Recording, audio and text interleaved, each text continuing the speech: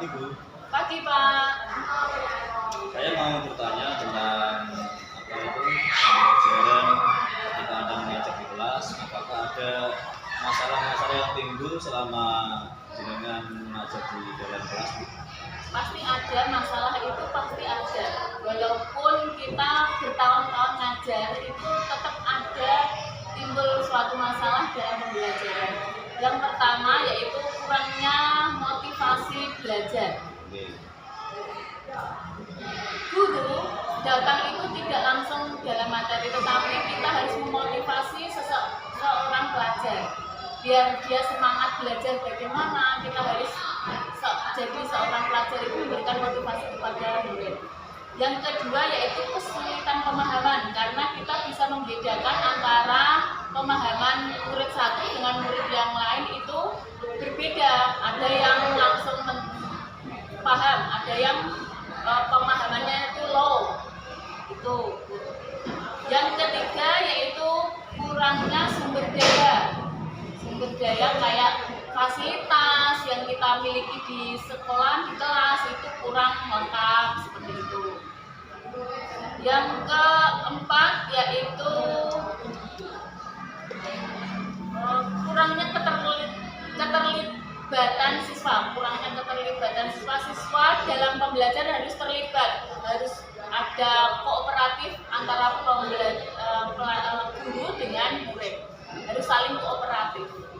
Itu Pak permasalahan yang saya alami. Saya tertarik dengan pernyataan Anda yang kedua, yaitu tentang apa itu terkait dengan cara mengatasi kesulitan ada siswa yang kurang memahami pelajaran. Bagaimana cara mengatasi kesulitan pemahaman siswa? Untuk mengatasi kesulitan pemahaman siswa, saya ada beberapa cara, yaitu yang pertama harus diidentifikasi masalah apa dulu itu. Masalah intern atau masalah pribadi siswa, kok di sini mumpung bagaimana nggak ada semangat, itu harus kita telusuri dulu. Yang kedua, pendekatan dengan siswa itu juga perlu. Terus penjelasannya yang ketiga penjelasannya harus jelas. Jika anak belum paham bagaimana cara memahamkan anak.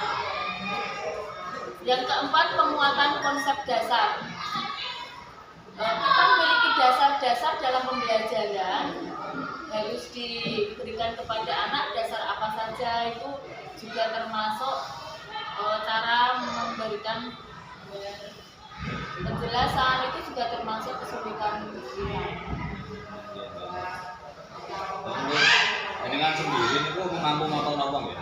Saya mengampu mapel bahasa Inggris. Berkaitan dengan mapel bahasa Inggris yang dengan mampu mengajar, metode yang Anda pakai ketika dalam pembelajaran bahasa Inggris seperti apa? Satu metode yang sering saya pakai, yang pertama masuk itu metode secara langsung. Secara langsung saya menanyakan kepada anak seperti kita, what is the problem of your life in here, atau what is the dream, tadi malam kamu mimpi apa, seperti itu. Kayak ditanya-tanya itu secara direct instruction, secara langsung kita bertanya biar anak itu speak up, berbicara. Yang kedua yaitu pembelajaran berbasis early learning, seperti kita metode melibatkan siswa dalam pembelajaran itu, kayak kita menjelaskan deskriptif itu seperti ini, ciri-ciri seseorang. Ketika dia sudah tahu, kita bisa mengaplikasikan anak untuk maju. Ciri-cirinya hewan apa itu gajah itu seperti apa, itu juga namanya pembelajaran berbasis learning. Yang ketiga yaitu pembelajaran kooperatif, siswa disuruh diskusi seperti itu.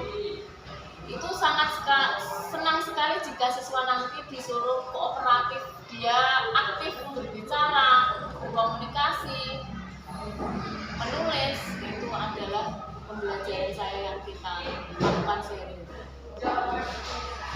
Kemudian untuk metode metode yang Anda pakai ketika sudah berjalan dengan lancar, itu kan tidak ada masalah ya. Tapi ketika ada satu dua siswa yang kurang tertarik dalam pembelajaran Anda, maka kiat-kiat Anda itu bagaimana cara supaya mereka itu yang satu dua siswa tidak tertarik menjadi tertarik belajar. Ya, itu banyak sekali guru-guru yang memiliki permasalahan seperti itu. Satu, tidak boleh monoton. Kita sebagai guru harus memiliki variasi-variasi atau metode-metode pembelajaran. Seperti satu, itu gunakan variasi metode seperti multiguna, seperti kayak di listening, kita mendengarkan lagu-lagu seperti itu. Kita menggunakan multimedia biar anak tidak bosan. Jangan sampai anak itu bosan di kelas, yaitu menggunakan variasi metode pembelajaran, menggunakan multimedia itu. Yang kedua, saya melibatkan siswa secara aktif seperti sing a song, kita listening dulu, mendengarkan murid nyanyi lagu Westlife itu seperti ini, kita ajak berkali-kali menyanyi, setelah itu dia suruh action di depan kelas.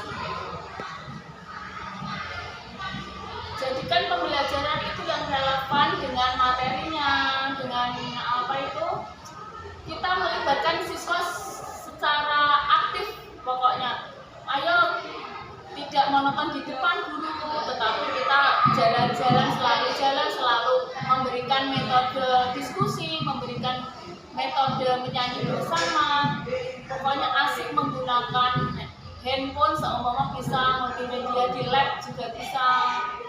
Terus kita menggunakan kalau bahasa Inggris juga bisa vocab itu menggunakan media gambar seperti itu.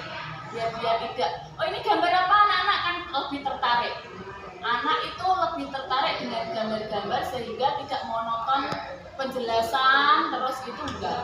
Sehingga kita menggunakan media, satu, dua, multimedia teknologi.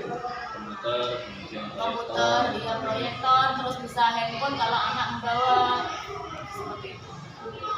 Ini sudah cukup jelas, Bu. Terima kasih atas jawabannya. Saya mohon maaf mengganggu waktunya sebentar. Terima kasih, Bu. Waalaikumsalam. Waalaikumsalam.